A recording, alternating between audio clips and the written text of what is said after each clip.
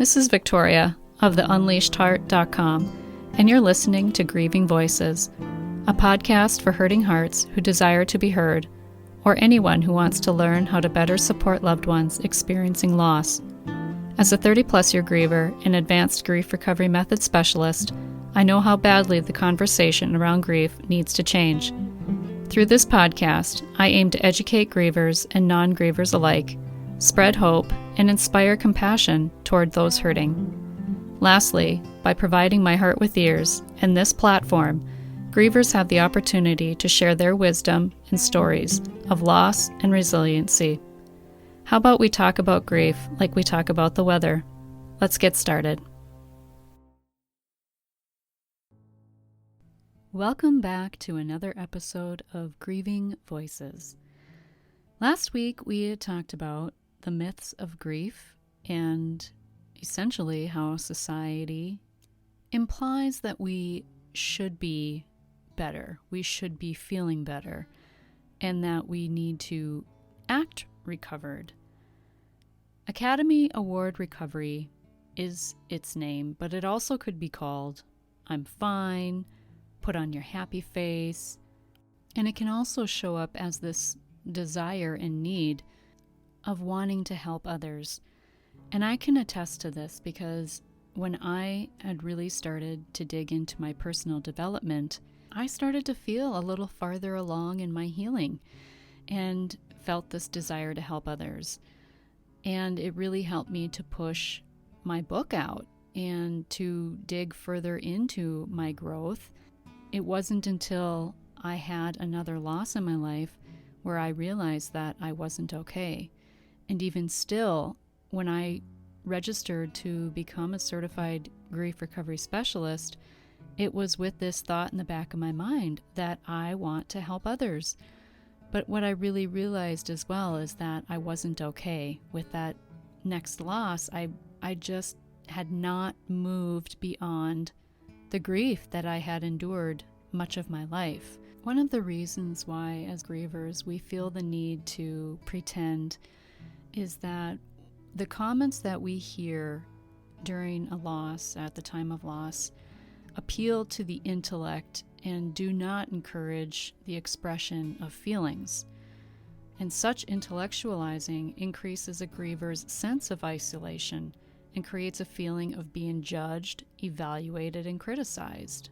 Because of this, a griever quickly discovers that he or she must indeed act recovered in order to be treated in an acceptable manner.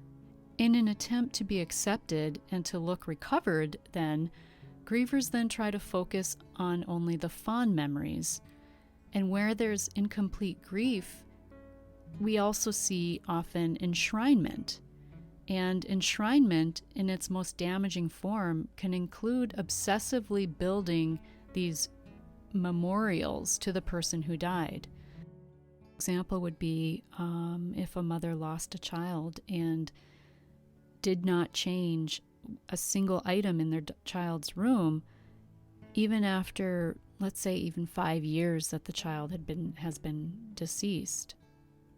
Often with enshrinement, we can also hear comments like, you must not speak ill of the dead, and people tend to have a difficult time looking accurately at all aspects of the relationship. Now, we don't suggest that you run around bad-mouthing anybody living or dead, but the suggestion is that it's impossible to complete the pain caused by death, divorce, or any other significant emotional loss without looking at everything about the relationship, not just the positive. The opposite of enshrinement is bedevilment. The griever has a litany of complaints derailing a lifetime of mistreatment. They're unwilling to let go of disappointments and anger. With bedevilment, the griever clings to the negatives just as the enshriner clings to the positives, but neither views the entire relationship. The thing to keep in mind is that all relationships include both positive and negative interactions. We know that you can complete grief only by being totally honest with yourself and others. Academy Award recovery behavior also keeps us seeking the approval of others. We all like praise and compliments. We all like approval, and we all want to be seen as smart, strong, and mature. We all want to feel as if we are a part of a group. This need is learned during early childhood and often reinforced to the point of obsession. Earlier, it was mentioned the large percentage of comments made to grieving people following a loss are not helpful. Grievers are advised to take actions that merely distract or to convert feelings into intellectual ideas. Since approval is such a powerful aspect of our social skills, we try to conform to the ideas suggested to us following a loss. If we use the example of a miscarriage or the loss of a young child, people might say, well, you should be grateful that you can have other children, or it was just not meant to be.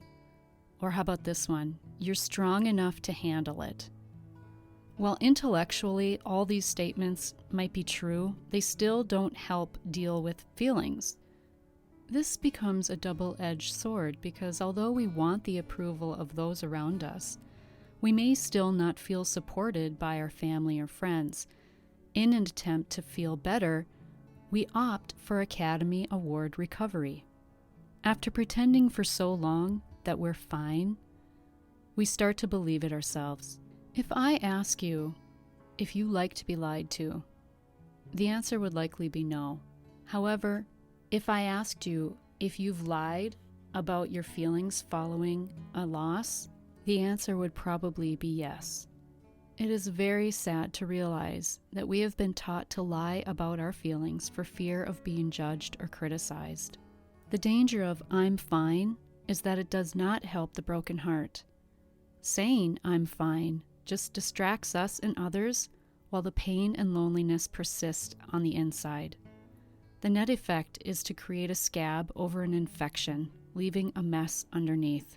Is it any surprise then that all of this pretending and "I'm fining" to everyone else around, that it's just exhausting to the point where you have no energy left?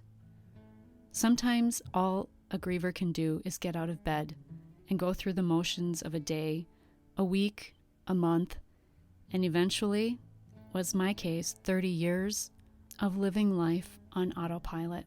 Unresolved grief consumes tremendous amounts of energy. Most commonly, the grief stays buried under the surface, and only the symptoms are treated. Many people, including mental health professionals, misunderstand the fact that unresolved loss is cumulative and it's cumulatively negative. Human energy is used most efficiently when our minds and our bodies are in harmony. Unresolved grief tends to separate us from ourselves. As an example, how many times have you been driving down the road and suddenly realized that for the last 3 blocks you were anywhere but driving the car? Perhaps you were in your head having a conversation with someone who was not in the car. And quite often, those phantom conversations are with someone who has died. More likely than not, these conversations represent an aspect of unfinished emotional business between you and someone else, living or dead. Holding on to incomplete emotions consumes enormous amounts of energy. All of this pretending also leads to a loss of aliveness and spontaneity that is almost impossible to overcome. Many people fall into a trap of quiet desperation, sometimes feeling good, sometimes feeling bad, but never being able to return to a state of full happiness and joy. We pay a high price for the incorrect information we have about dealing with loss. Each time a loss is not properly concluded, there is cumulative restriction on our aliveness. Life becomes something to endure. The world seems like a hostile place in which to live. Because of misinformation, we never had a fair chance to deal effectively with the loss events in our lives. Maybe like me, you've tried many things to improve your sense of happiness and well-being. And yet, maybe despite all of those attempts, you still feel this emotional dis-ease within you, like I had felt for so long. What do you think happens after all of this time of pretending and saying I'm fine and denying how we truly feel, feeling unsafe to share how we really feel. Since we have been socialized from early on to deal with sad, painful, and negative emotions incorrectly, we end up storing that energy inside ourselves. A little story to illustrate this is, let's say a child comes home from preschool with her feelings hurt from another child on the playground. The caretaker says, "What happened?" And the child responds tearfully that one of the kids was mean to her. And the caretaker says, "Don't cry. Here, have a cookie. You'll feel better." Thus setting the child up with a lifetime belief from an important authority source that feelings can be fixed with food. Upon eating the cookie, the child feels different, not better, and for the moment is distracted and forgets about the incident on the playground. However, there has been no completion of the emotional pain caused by the event. The emotional pain and the feelings attached to it are now buried under the cookie, the sugar, and the distraction. If the child were to bring it up sometime later, she would probably be told, "We don't cry over spilled milk," as if to say that it is not okay to continue having feelings about the incident.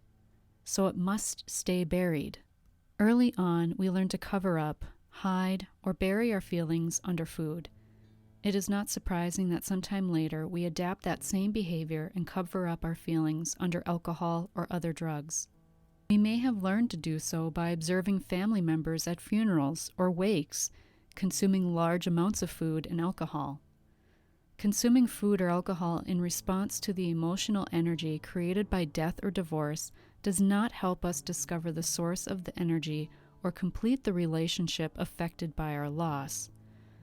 Therefore, we are participating in an illusion that the short-term relief offered by food or alcohol gives us the long-term relief from the pain caused by the loss.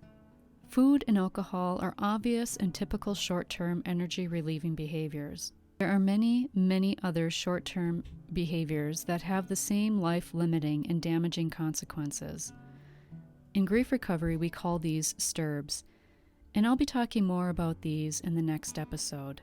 I hope with the education in this episode about Academy Award recovery, you can now see that saying "I'm fine," which really means feelings inside not expressed, is not only damaging to yourself, but also sends a message, if you're a parent, to your children that pretending and not being honest and truthful about how you feel is acceptable and expected.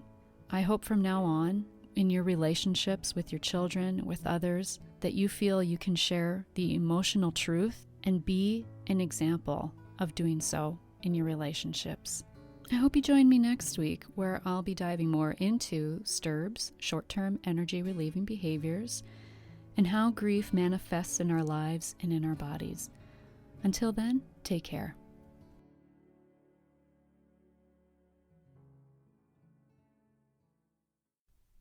From my heart to yours, thank you for listening. If you like this episode, please share it, because sharing is caring.